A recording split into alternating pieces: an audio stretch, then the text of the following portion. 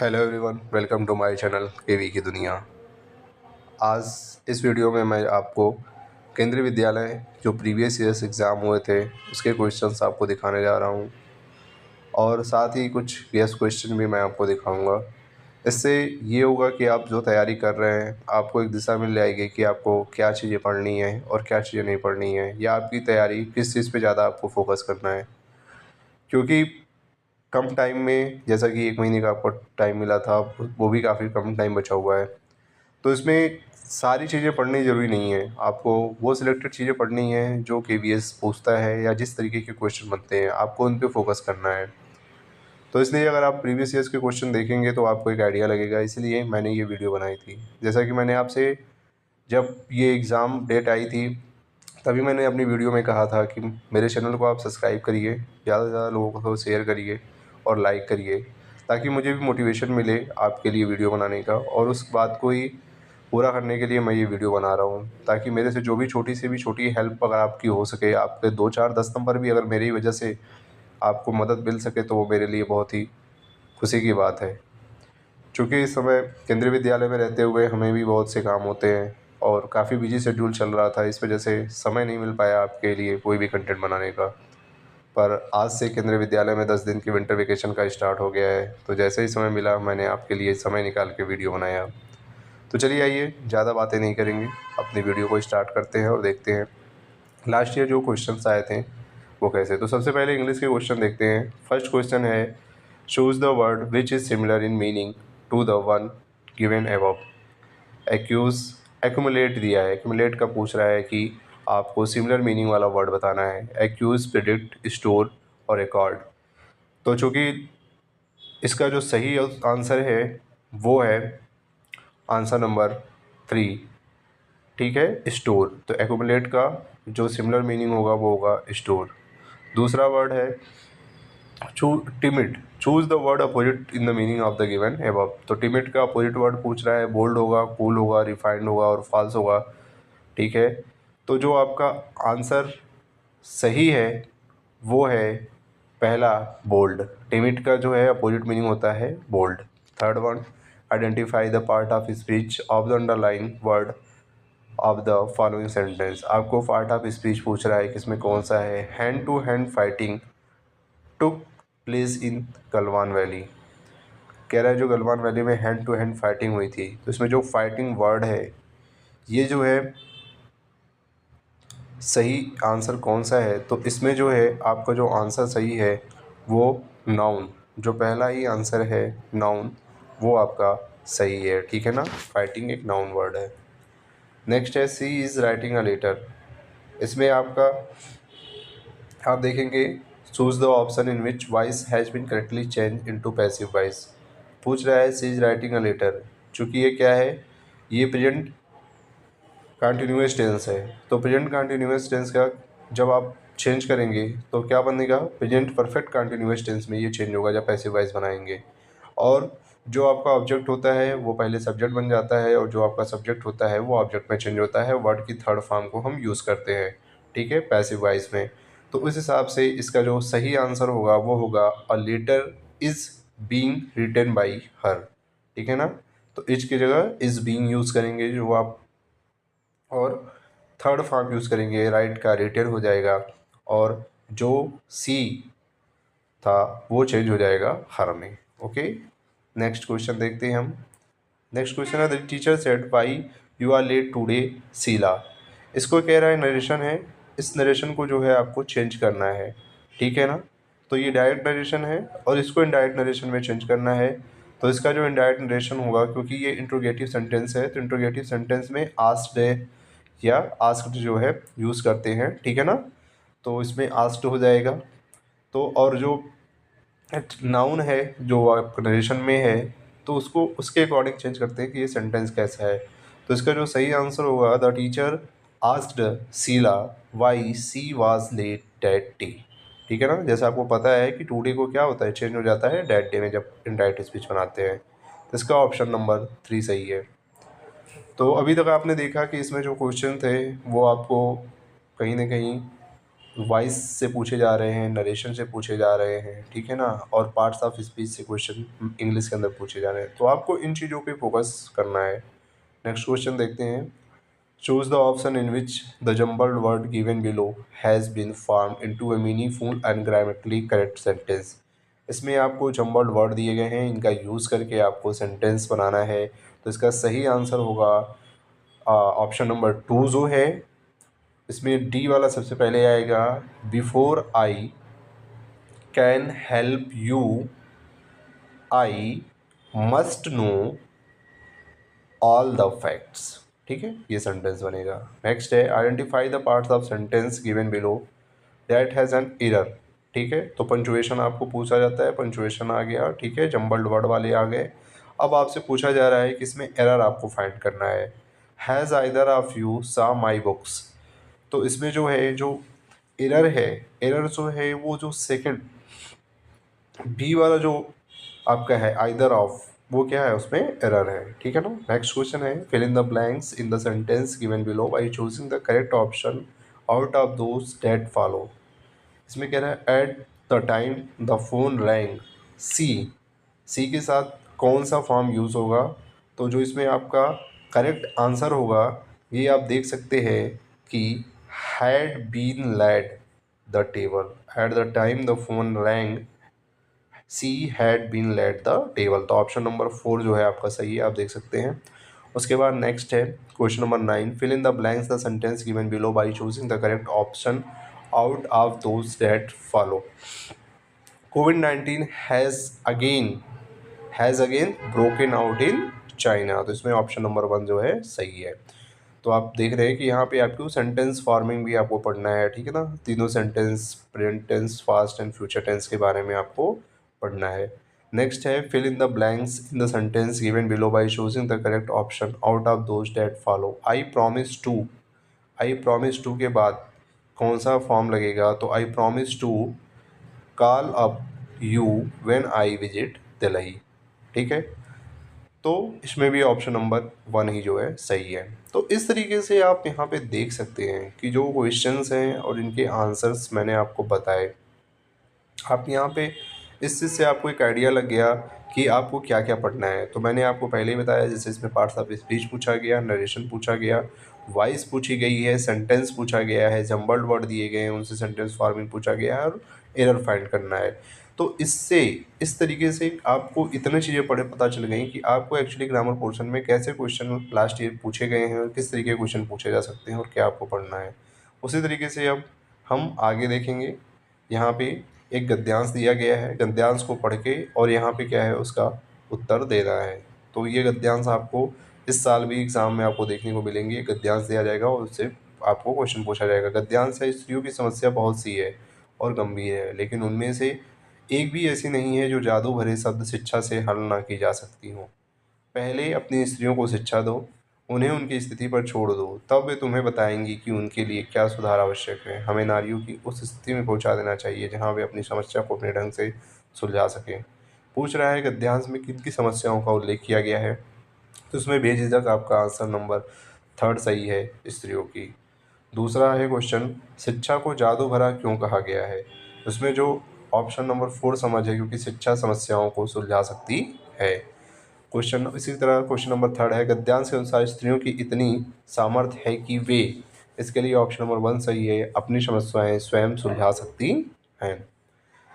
Next question है, स्त्रियां स्वयं अपने सुधार का दायित्व वहन करती हैं। यह कथन क्या है? पूरी तरह सटीक है, असंगत है, विचारणी है या आंशिक रूप से? तो पहला है पूर्णतः सटीक है।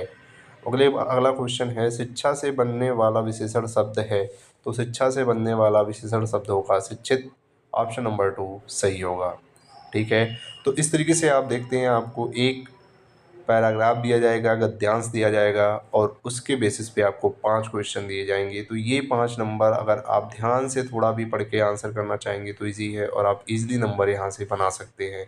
ठीक है, नेक्स्ट है तत्सम शब्द का उदाहरण है। इसमें आपको कुछ शब्द दिए गए हैं और पूछ रहा है कि इसमें तत्सम, तत्सम तद्भव आपने पढ़ा होगा। तो इसमें पूछ रहा है कौन सा ऑप्शन सही है। तो ऑप्शन नंबर इसमें फर्स्ट सही है, क्षीर। क्षीर शब्द क्या है? तत्सम है। बाकी खीर, गोबर और काम जो है, ये सब तद्भव शब्द हैं। दूसरा है पक्षी का पर्यायवाची शब्द नहीं है। अच्छा, यहाँ पे ध्यान देना है कि हम जल्दबाजी में क्या करते हैं, क्वेश्चन पढ़ते समय ध्यान नहीं देते हैं कि वहाँ पे नहीं पूछ रहा है या है पूछ रहा है, और हम जल्दी से क्या है पक्षी का पर्यायवाची पहला ही पढ़ेंगे और देखेंगे हाँ ये पर्यायवाची है, उस पर टिक कर देंगे। पर यहाँ ध्यान देना है कि कौन सा नहीं है, मतलब 3 हैं और 1 नहीं है। तो खग, द्विग और विहंगम ये तीनों पक्षी का पर्यायवाची है। जो चौथा उदक है ये पक्षी का पर्यायवाची नहीं होता है। तो इसमें ऑप्शन नंबर 4 सही हो जाएगा। नेक्स्ट है समूह से भिन्न शब्द। तो समूह से भिन्न शब्द तैरना, हंसना, सोना और बच्चे हैं। तो आप इजीली देख रहे हैं कितना इजी क्वेश्चन है ये। तैरना, हंसना और सोना ये तीनों क्या हैं, क्रिया शब्द हैं। बच्चे जो है क्रिया शब्द नहीं है, इसलिए इसका ऑप्शन नंबर 4 सही है। नेक्स्ट है देव प्लस इंद्र की संधि से बनने वाला शब्द है। देखिए इसमें स्वर संधि हुई है और देवेंद्र होगा, बहुत ही इजी आंसर है, ऑप्शन नंबर 1 सही है।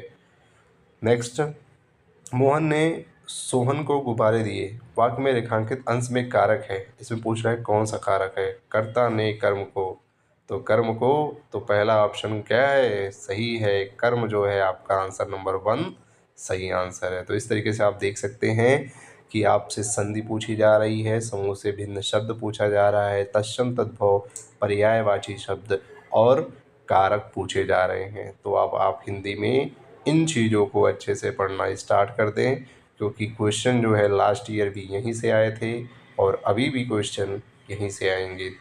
और ज़्यादा डिफ़िकल्ट भी नहीं पढ़ना, इतना आप केवी के एग्ज़ाम को लेके इतना डर मत पालिए। कुछ लोग आपको डरा रहे होंगे बहुत, ये लेवल वो लेवल, कोई लेवल नहीं है। मैं आपको लास्ट ईयर का ही क्वेश्चन पेपर दिखा रहा हूँ और आप देख सकते हैं कि क्या लेवल का एग्ज़ाम में क्वेश्चन आए थे, ठीक है। और पहला जो एग्ज़ाम है वो तो वैसे भी आपका पासिंग ही है। तो आपको जितना भी आ रहा है अच्छे से तैयार करना है। जो भी मैं टॉपिक आपको यहाँ बता रहा हूँ उन्हीं टॉपिक को आप तैयार करिए और आप ईज़िली क्वालिफाई कर जाएंगे। इसके बाद हम आगे देखते हैं, कुछ आपको जीके जीएस के भी क्वेश्चन दिखाता हूँ मैं। तो पहला है which of the following is not secured to the citizen of India by the preamble of the constitution of India.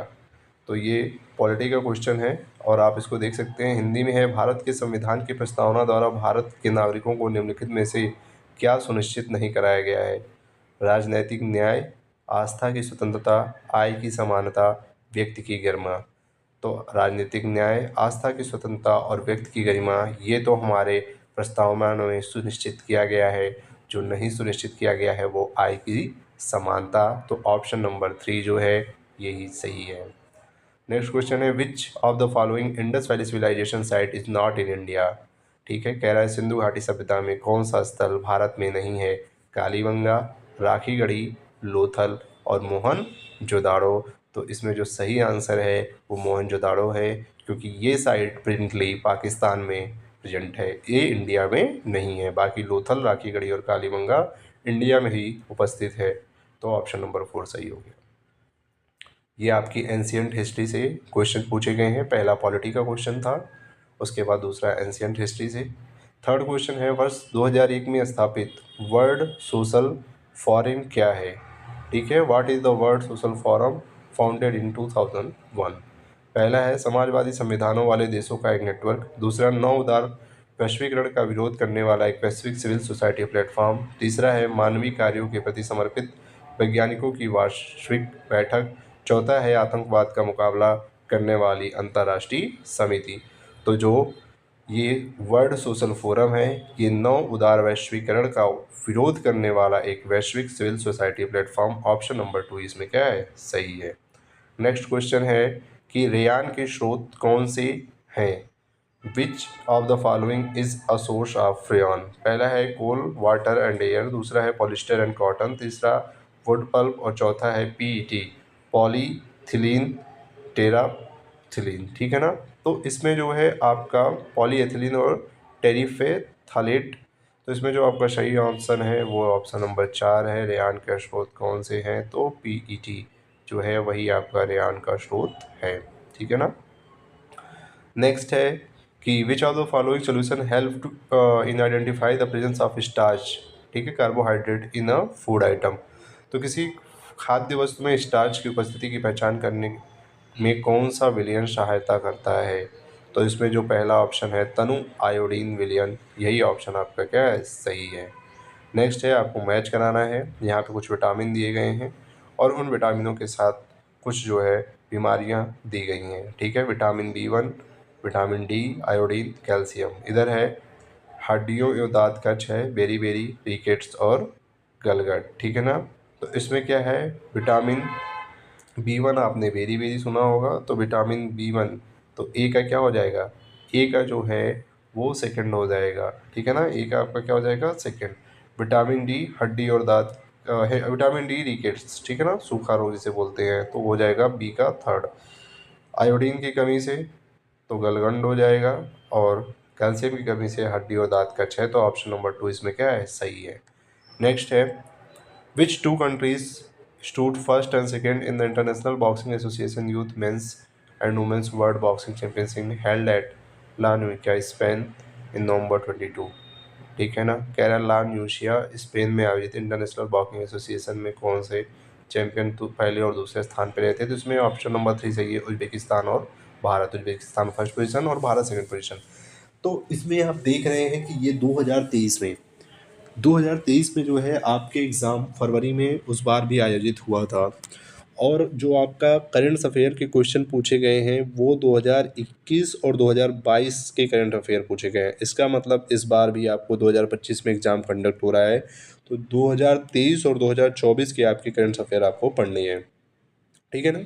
तो 2023 और 2024, क्योंकि देखिए उसके बाद जो क्वेश्चन है कि वर्ष 2021 के लिए 31वां सरस्वती सम्मान पुरस्कार किसे प्राप्त हुआ, तो ये 2021 का पूछा गया है, जबकि 2023 में एग्ज़ाम हो रहा है, तो 2 साल पीछे का पूछा गया है। तो आपको जो भी पुरस्कार हैं, चाहे वो ग्रैमी पुरस्कार हुआ या हिंदी साहित्य के क्षेत्र में मिलने वाले पुरस्कार हैं, ठीक है, और आपका नोबेल पुरस्कार हैं, इन पुरस्कारों के बारे में आपको पढ़ना है। नेक्स्ट भी जो क्वेश्चन पूछा जा रहा है कि गोवा में आयोजित 53वां राष्ट्रीय फिल्म महोत्सव जो है 2022 का सर्वश्रेष्ठ फिल्म पुरस्कार किस फिल्म को मिला था, तो ये भी 2022 का क्वेश्चन है। तो आप देख रहे हैं 2021 और 2022 के आपसे क्वेश्चन पूछे जा रहे हैं, ठीक है ना। उसके बाद है national cadet crops NCC celebrated 74th anniversary on which of the following days. तो एनसीसी जो है किस दिन को अपना एनिवर्सरी मनाता है, ये क्वेश्चन पूछा गया है। तो इसमें ऑप्शन नंबर 4 सही है, 10 नवंबर 2022 को इसने मनाया था, ठीक है। अभी तो 2025 चल रहा है, तो आप समझ सकते हैं कि 22 में 74वां था, तो 75वां रहा होगा, 23 में उसके बाद 76वां, और इस बार 77th नंबर का एनसीसी जो है अपना एनिवर्सरी सेलिब्रेट किया है 10 नवंबर 2025 में। तो मैंने आपको बार बार बोल रहा हूँ कि आपको केवल लास्ट 2 ईयर के ही करंट अफेयर पढ़ने हैं, 22 के और इस बार आपको 23 और 24 के, क्योंकि एग्ज़ाम 25 में आपका हो रहा है, ठीक है ना।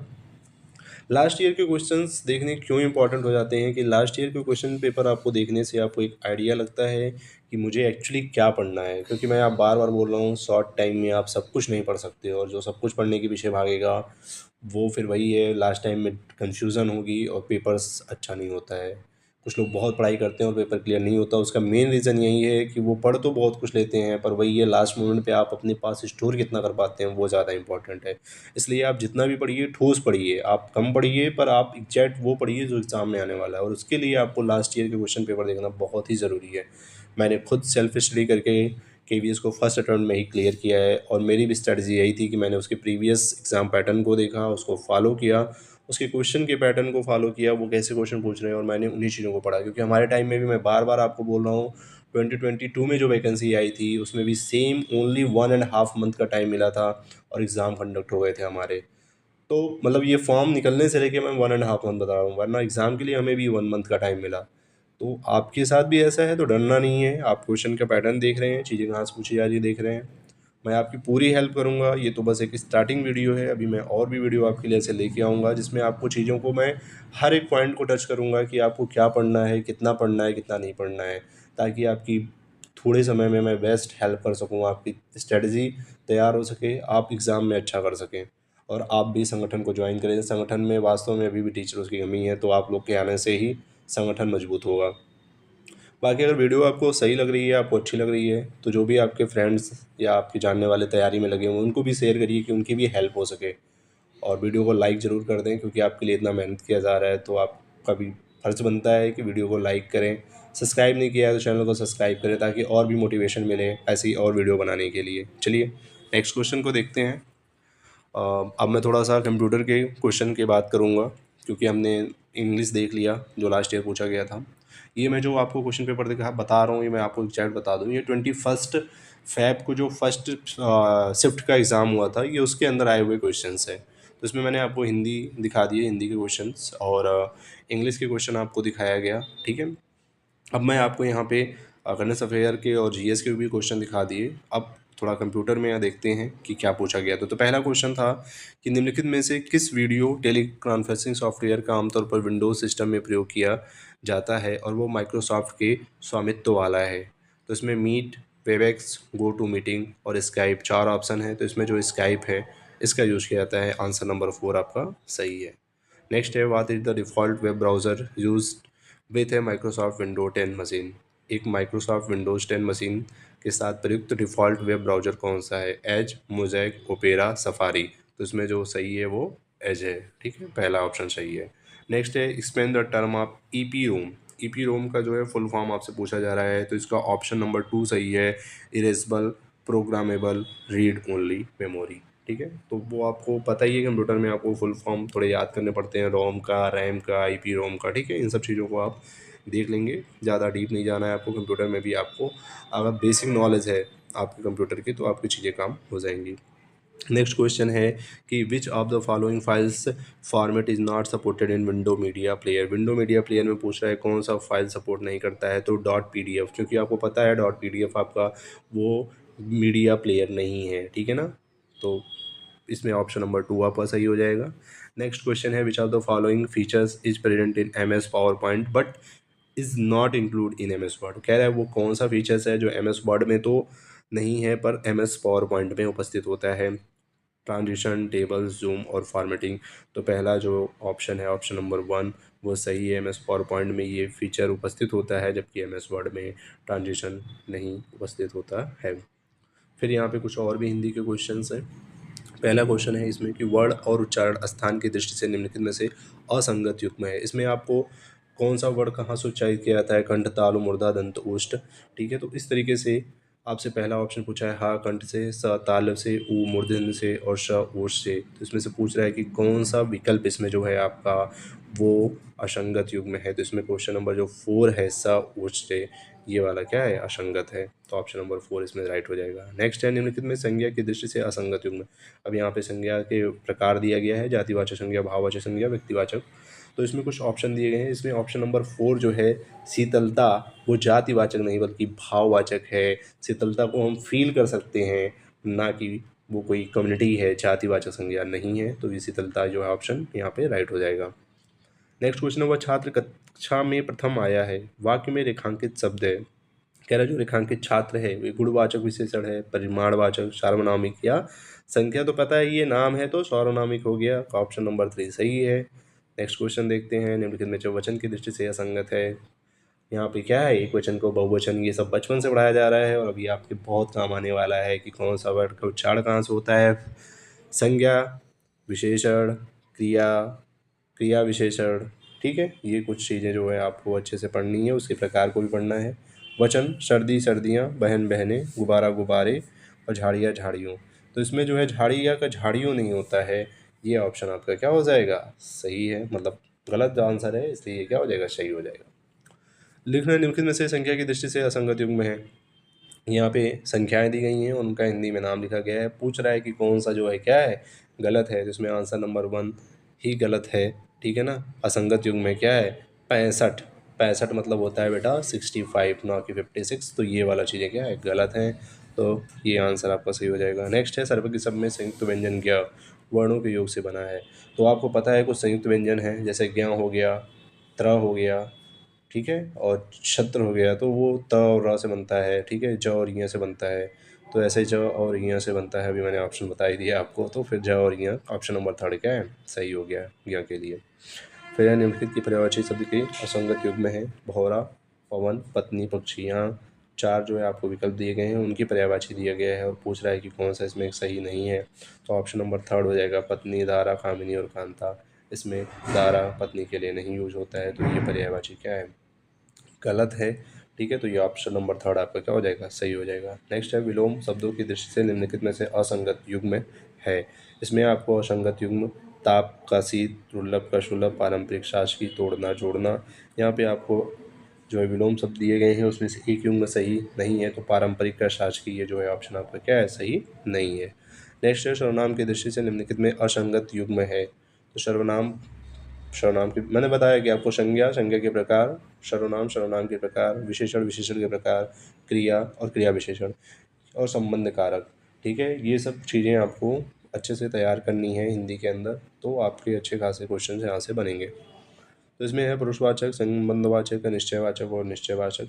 तो इसमें अलग अलग दिया गया है, जिसमें ऑप्शन नंबर 2 संबंध नहीं है कि संबंधवाचक जो, मैं, हम, ये जो है संबंधवाचक क्या है, नहीं है सर्वनाम की दृष्टि से, तो ये ऑप्शन सही हो गया। अगला है लिंग की दृष्टि से असंगत युग्म है। माली, मालिन, शेर, शेरनी, ये पुरुष पुल्लिंग को स्त्रीलिंग में चेंज किया गया है, तो इसमें से कौन सा ऑप्शन सही नहीं है, तो इसमें ऑप्शन नंबर 3 बाघ का बागिन, ये जो है ऑप्शन जो है असंगत युग्म है। ठीक है ना, ये असंगत युग्म है, तो ये ऑप्शन नंबर 3 सही हो जाएगा। नेक्स्ट है इनमें से कौन सा अधिक बलवान है।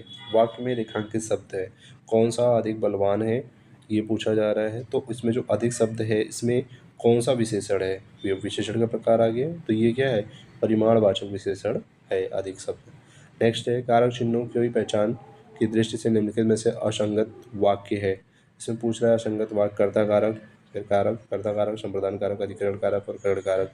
तो इसमें से पूछ रहा है कि कारक चिन्हों की दृष्टि से कौन सा संगत है, तो क्वेश्चन नंबर 4 जो ऑप्शन नंबर 4 है, मैंने उसे तार द्वारा सूचित किया, तो तार द्वारा किया, तो ये करण कारक नहीं है, कर्ता ने कर्म को करण से, ठीक है, तो तार से होता तो, बट यहाँ पे क्या है, तार के द्वारा, तो ये ऑप्शन नंबर 4 जो है ये असंगत वाक्य है। उसके बाद निम्नलिखित में से स्त्रीलिंग शब्द है फाटक, दरी, बगीचा और आंगन। तो इसमें जो आपका ऑप्शन नंबर 2 दरी जो है, दरी पुल्लिंग शब्द है ना कि स्त्रीलिंग शब्द है। नेक्स्ट है क्वेश्चन, अब जागो तुम आंखें खोलो और हमारे संग खेलो, फैले सुंदर महक तुम्हारी, महके सारी गली गली, उपयुक्त काव्यांश रिमझिम पाठ्यपुस्तक के किस पाठ से है। अब देखिए जो क्वेश्चन है ना लास्ट ईयर हिंदी में, ये हिंदी के कुछ क्वेश्चन जो है जो उस समय केंद्रीय विद्यालय के अंदर बुक्स चल रही थी उन बुक्स के पार्ट से पूछा गया, क्योंकि अगर आप प्राइमरी का एग्ज़ाम देते हैं तो क्लास 1 to 5 तक की बुक्स आपको पढ़नी है, चूँकि तब क्लास 3rd 4th 5th में पहले रिमझिम करके बुक्स चलती थी।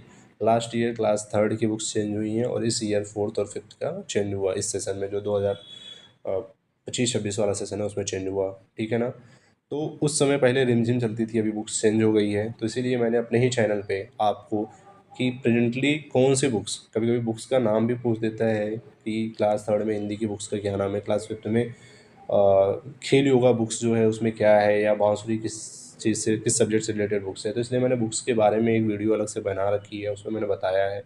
तो उन बुक्स को जाके आप एनसीईआरटी के वेबसाइट पे आप जाके देखें, एक बार उनके चैप्टर से गो थ्रू हो जाएं, क्योंकि वहाँ से भी हिंदी के अंदर क्वेश्चन पूछे जाएंगे। यहाँ पे देखो आप रिमझिम एक क्वेश्चन यहाँ से पूछा है, 2 क्वेश्चन, फिर ये लोन पोवार, राग की रस्सी, ये 3, ये क्लास 5th में था लोन पोवार वाली राग की रस्सी, अभी तो चेंज हो गया है 5th का, और हलीम चला चाँद पर। तो ये जो क्वेश्चन है ये सब क्या है, रिमझिम जो बुक्स थी वो लास्ट ईयर की पहले जो चलती थी उन बुक्स से दिया गया, तो अभी आपको क्या है, रिमझिम नहीं है, अब आपकी बुक्स जो है चेंज हो गई है। ठीक है ना, अब आपकी बुक्स जो है वो जो है वीणा करके है, और वीणा करके बुक्स है जो 3rd 4th 5th में हिंदी की बुक्स है उसका नाम वीणा है, तो वीणा के जाके आप देखें और उसको पढ़ें।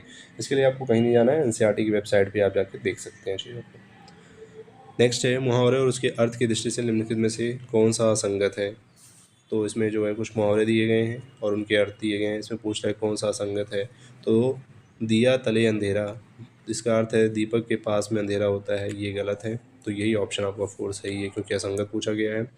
नेक्स्ट है वो बाजार की ओर आया होगा, वाक्य में रेखांकित शब्दों में पदबंध है, इसमें पदबंध की बात हो रही है, तो इसमें जो है क्रिया पदबंध है, पहला ही ऑप्शन जो है सही है इसमें।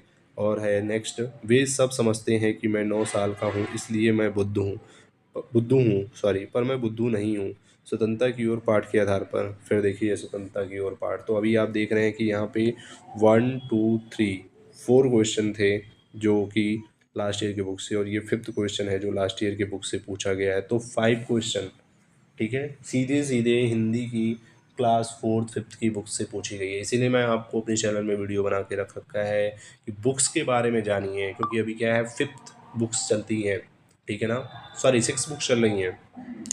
बांसुरी है, बांसुरी के अंदर क्या है, music, theatre, drama, visual arts, ये सब चीज़ों को डाल रखा है, जिस बुक्स का नाम बांसुरी है। इसी तरीके से अभी गेम्स पीरियड में क्या है कि उसको बोलते हैं खेल योगा, ठीक है ना, खेल योगा करके बुक्स है।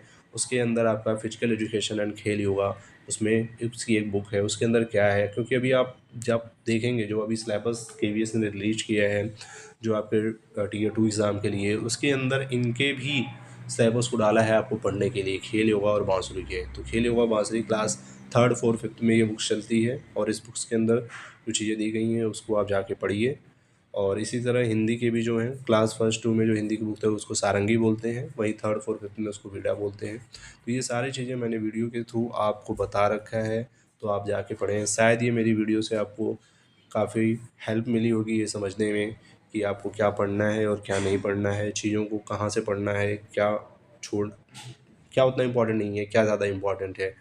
तो मे बी आपके लिए ये हेल्पफुल हो। लास्ट ईयर के क्वेश्चन भी आपको यहाँ से मिल जाएंगे, और उसके साथ साथ आपको एक आइडिया भी लग जाएगा कि चीज़ों को कैसे पढ़ना है, क्या पढ़ना है। बाकी मैं और भी वीडियो आपके हेल्प के लिए बनाऊँगा, इसलिए अगर ये वीडियो पसंद आई हो तो इसको लाइक करें, मेरे चैनल को सब्सक्राइब करें, ज़्यादा से ज़्यादा लोगों को शेयर करें। Thank you.